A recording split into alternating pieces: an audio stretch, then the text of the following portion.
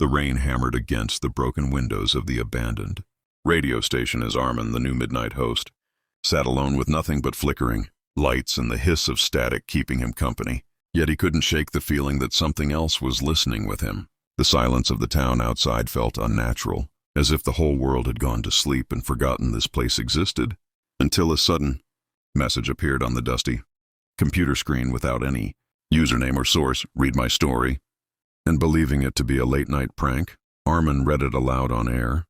unaware that each word he spoke was unsealing a dead memory, one about a former host who had disappeared a decade earlier, a man who had broadcast a scream instead of a song before vanishing, forever at exactly 3 a.m. And as Arman continued reading, the studio felt colder, the static grew louder, and the screen began typing on its own, describing in painful detail how the missing host's body had been buried beneath the signal,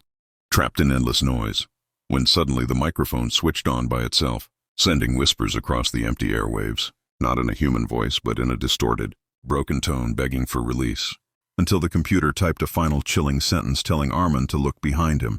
His pulse froze, his eyes lifted slowly, and though nothing visible stood there, the breath of something cold brushed his ear, whispering, "Your turn," and the equipment began rattling violently as cables slithered across the floor like black veins, wrapping around his legs, dragging him toward the broadcasting desk where the microphone waited with its red, on-air light glowing like a watchful eye. And the last thing Arman saw was his own reflection in the dark studio window,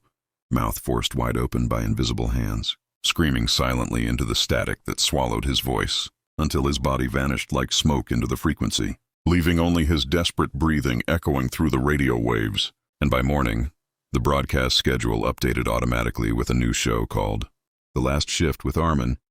marked with a subtitle in glitching letters, "Host Missing," while listeners, tuning in later that night, would